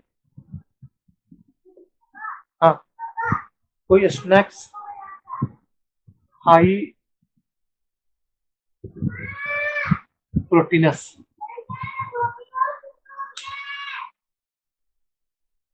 जैसे मीट मीट का हुआ, फ्राई किया हुआ, या फिर चीज हो गया, ये उनको दे देंगे, क्योंकि इसको आप रोक नहीं सकते हैं, ये 2 महीना 2.5 महीना होगा ही। तो जो लॉस्ट होगा उनका ना, वो कम से कम ये रिकवर हो जाएगा। ये पहले दे देंगे, बेड पे ही ले लेंगे, और तब बेड से ये उठेंगे, थोड़ी देर के बाद उठेंगे तो वोमिटिंग होगा, तब तक ये डाइजेशन से आगे बढ़ चुका होगा। तो ये प्रिकॉशंस उनको लेना पड़ेगा।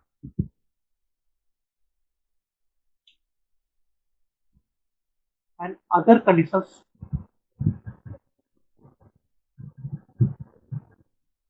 Needs specific treatment. Other condition का मतलब होता है कि कोई और बीमारी से जब वो सफर कर रहे हैं, कैंसर से है, मलेरिया से है, उसका स्पेसिफिक ट्रीटमेंट, उसके लिए अलग से दवा साथ में देना पड़ेगा।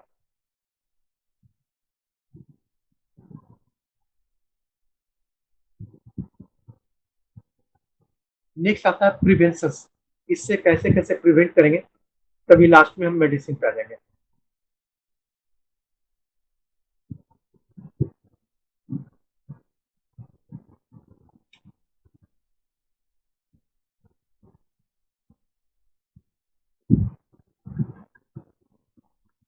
प्रिवेंशन खासकर नोजिया के लिए होता है, वोमिटिंग तो लगातार होता रहेगा।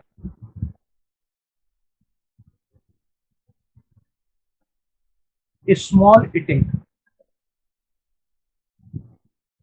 आफ्टर सम इंटरवल,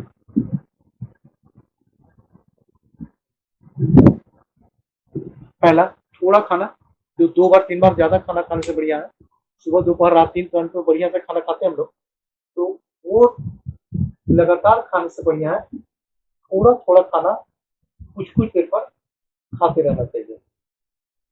ये फर्स्ट। सेकेंड, ईट स्लोली, उसको पूरा पचने का मौका दें। अब एक ही बार में, जैसे कम टाइम है, हड़बड़ है, तो हड़बड़ में खाना नहीं खाने के, टाइम लेकर धीरे धीरे धीरे करके खाना चाहिए।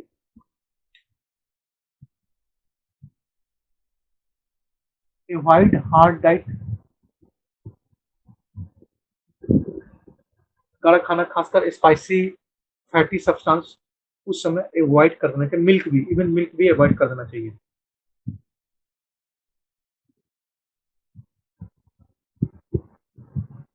फूड इनटेक इन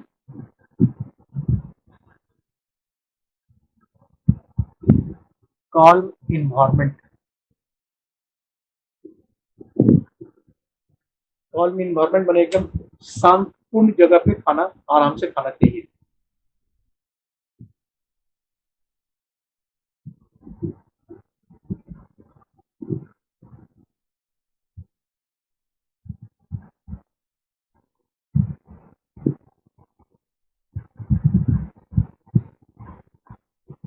ये इतना प्रिवेंशन है। अब आ जाते हैं ड्रग्स पे आ जाते हैं।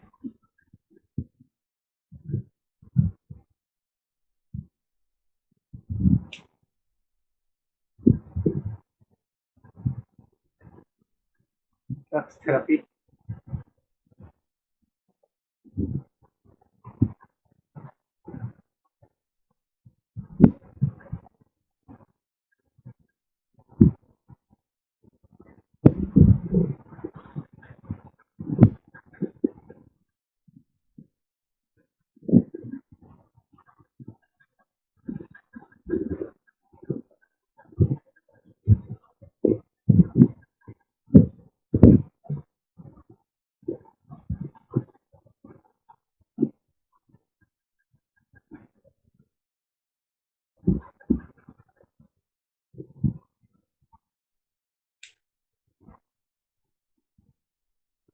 ऑन्डेस्ट्रॉन्स, जोफेरिन या प्रोमेथाजाइन, कोई एक टैबलेट इस कंपोजिशन का कोई भी एक टैबलेट देते हैं। और एसओएस, ये भी पैरासीटामोल की तरह एसओएस है, जरूरत होगा अभी दिए, और इवनिंग में अगर ठीक है तो देने की जरूरत नहीं है, नहीं तो एक इवनिंग में देके इसको रेपिटेशन बंद कर देता है।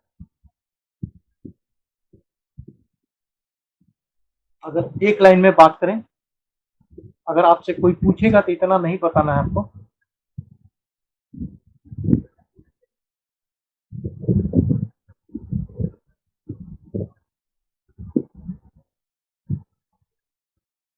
आप एंटी एमेटिक्स ड्रग्स, खाली इतना ही बोलेंगे।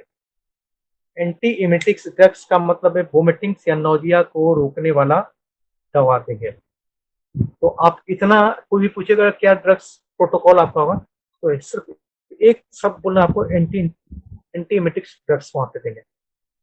कंपोजिशन इतना एक्सप्लेन करने की जरूरत नहीं है। जैसे पैरासीटामोल बोलते हैं ना, एंटीपायरेटिक में क्या देना, तो पैरासीटामोल देंगे, एंटीपायरेटिक देंगे, सॉरी एंटीपायरेटिक, पैरासीटामोल तो कंपोजिशन हो गया। तो यहाँ पर हेलो सर।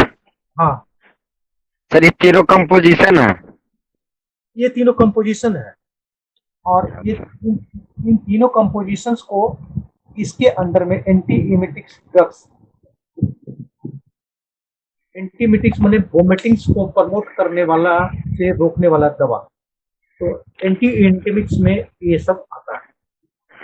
सर लाइसेंस का सर?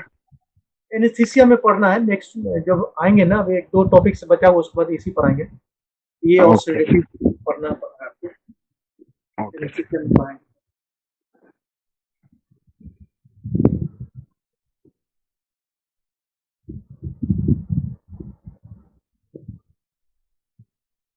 यहाँ पे आपका वोमिटिंग खत्म हो जाता है।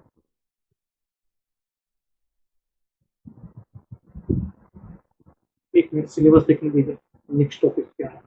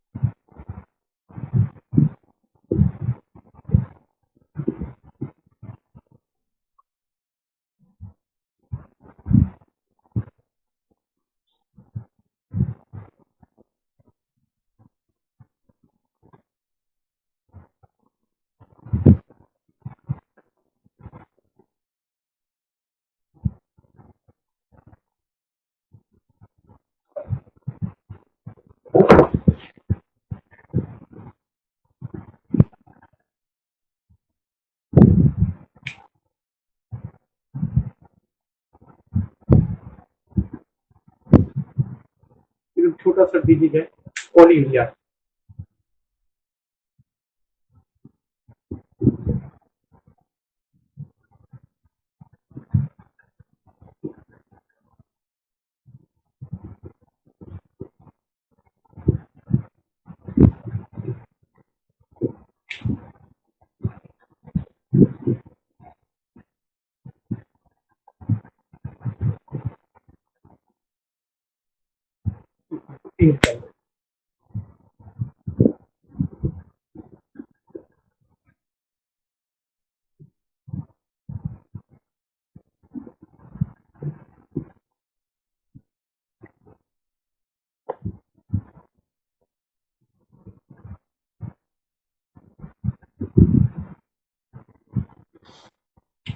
normal urine output in adult,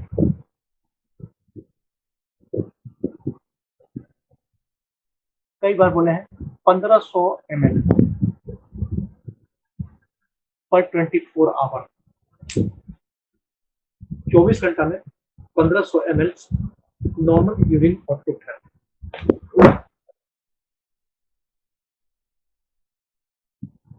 excessive intake of water, बहुत ज्यादा पानी पी रहा है तो ये इम्प्रूव करेगा और 3 लीटर्स के अप्रोक्स में पर डे होगा, लेकिन होना नहीं चाहिए। पानी ज्यादा पीना बहुत अच्छा आदत में नहीं आता है। ये नॉर्मल वैल्यू हमारा 1500 ml 24 आवर में यूरिन आउटपुट है, लेकिन एक्सेसिव इनटेक ऑफ वाटर, जरूरत से ज्यादा पानी पी रहे हैं तब भी 2.5 से 3 लीटर के आसपास में ही जाएगा, उससे ज्यादा ये नहीं होगा। लेकिन बोलता है in normal conditions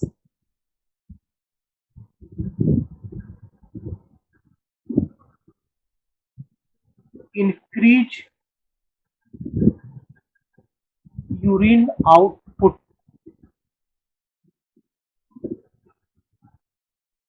more than 3 litres.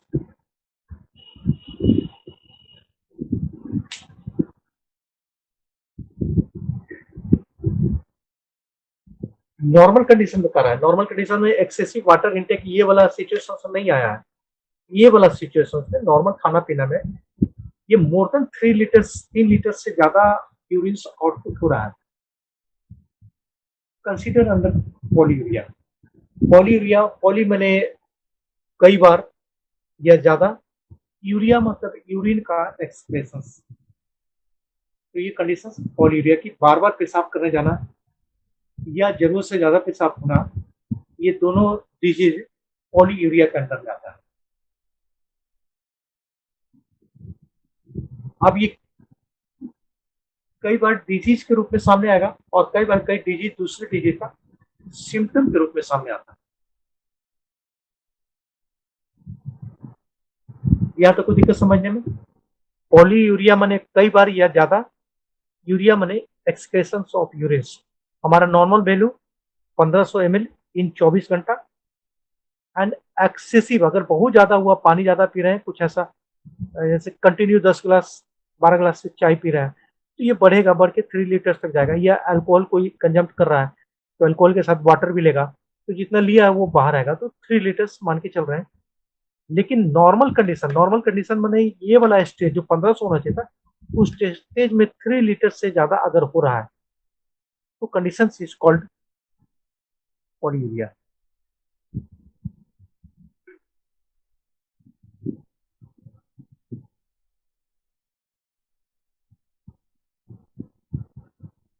अब इसके काउज पे आ जाते हैं, सिंपल काउज से चलते हैं। फर्स्ट डायबिटीज मिलाइटस, शुगर का बीमारी, उसमें पॉलीयूरिया, पॉलीफाजिया, पॉलीटैक्सिया, ये 3 उसका कार्डिनल सिम्टम है। पॉलीफाजिया में जरूरत से ज्यादा खाना खाएगा, पॉलीडेक्सिया जरूरत से ज्यादा पानी पिएगा, एंड पॉलीयूरिया जरूरत से ज्यादा पेशाब करेगा। तो डायबिटीज मिलाइटस का ये सबसे common symptoms polyuria. Second, enlarge prostate,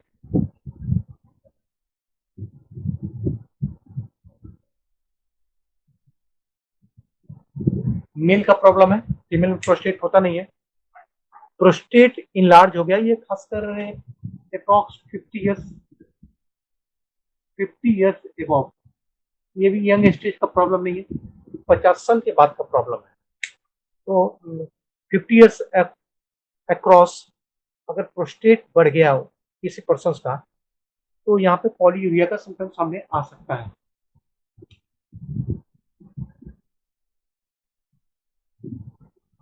over active urinary bladder,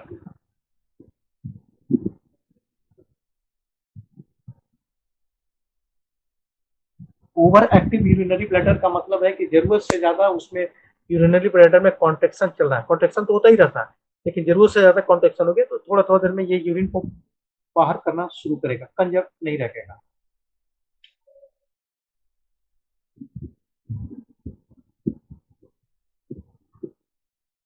urinary tract infections, E coli का इन्फेक्शन है तो भी ये सिम्टम।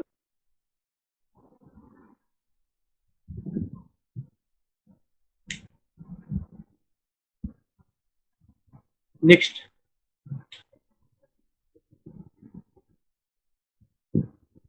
Diabetes insipidus.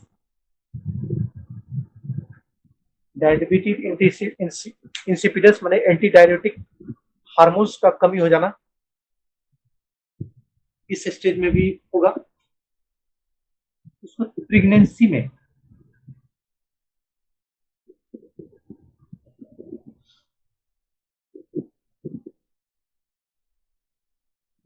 प्रेगनेंसी के केसेस में यूरिन आउटपुट बढ़ जाएगा।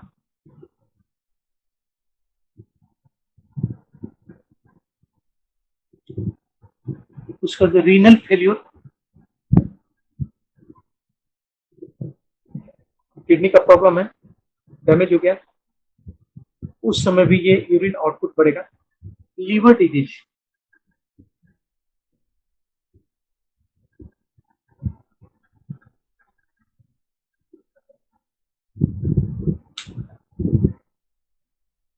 लीवर का प्रॉब्लम है पेशेंट में, पॉलीयूरिया का सिम्टम सामने आएगा। कसिंग डिजीज,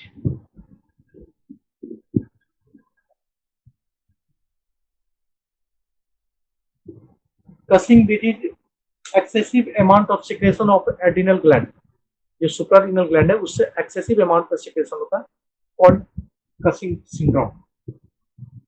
तो कसिंग सिंड्रोम्स में भी पॉलीयूरिया का सिम्टम सामने आएगा।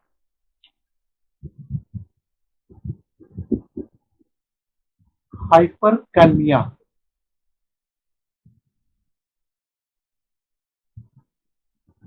जरूरत से ज्यादा शरीर में कैल्शियम का डिपोजिशन होगा, यूरिनरी ब्लैडर में कॉन्ट्रैक्शन बढ़ेगा, हो जाएगा। एंजाइटी, बहुत ज्यादा चिंता लेके चल रहा है, हो जाएगा। एंड मेडिसिन्स, कुछ मेडिसिन्स है जो दिया ही जाता है कि यूरिन आउटपुट बढ़ाए, खासकर हार्ट डिजीज में दिया जाता है, एसाइटिस के केसेस में दिया जाता है। तो इन सब केसेस में ये बढ़ेगा। कौन कौन ड्रग्स हैं? Calcium channel blocker,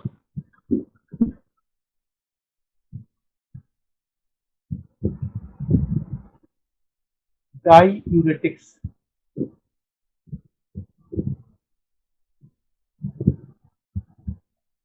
lithium, tetracycline,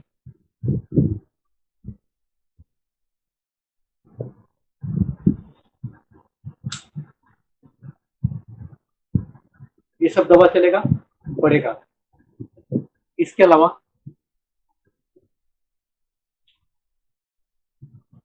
alcohol,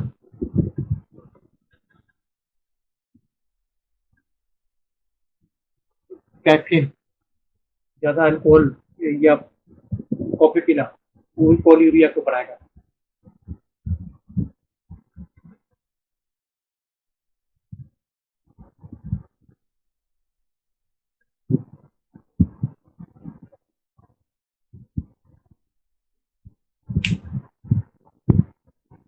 diagnosis में आते हैं, कैसे कैसे डायग्नोसिस करेंगे।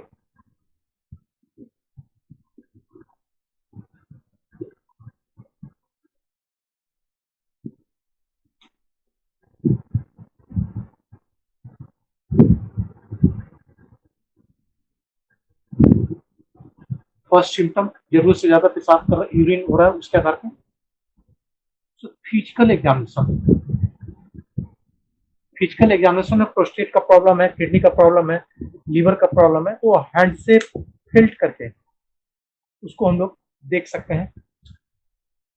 उस पर यूरिन टेस्ट,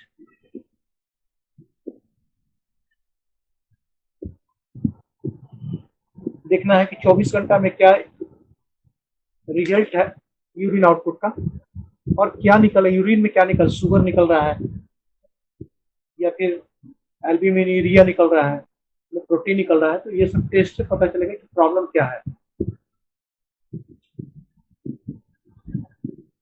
इसको इलेक्ट्रोलाइट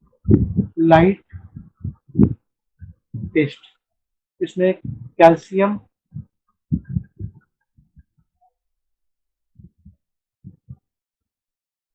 सोडियम, ये सब का टेस्ट करा लेंगे, इसका अमाउंट क्या है उससे पता चलेगा। उसको ग्लूकोज का भी टेस्ट करा लेते हैं।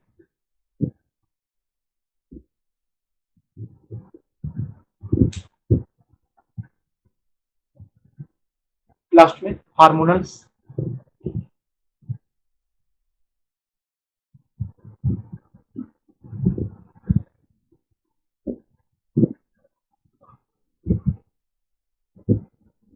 Pituitary function test, pituitary gland का क्या सीक्रेशन है उसके आधार पे जानकारी हो जाती है।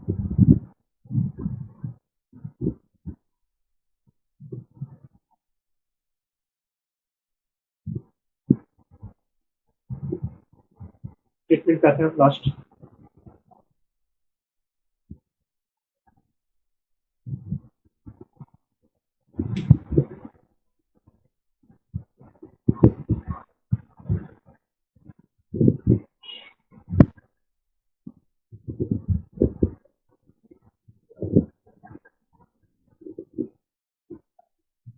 ट्रीटमेंट और कॉजेटिव इफेक्ट सीधा, क्योंकि ये जुड़ा हुआ है दूसरे चीज से, कोई ना कोई डिजीज से रिलेटेड है, उससे सीधे उसका ट्रीटमेंट करना। पॉलीयूरिया पेशाब रोकने का कोई दवा नहीं है, सीधे वो उसका ट्रीटमेंट करेंगे, धीरे धीरे करके रुकेगा।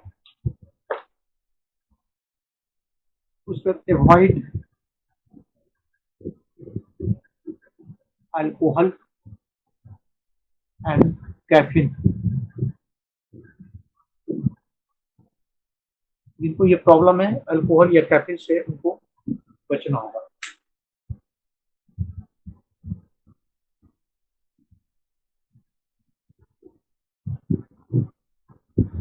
बस यहाँ पे लास्ट कर रहे हैं।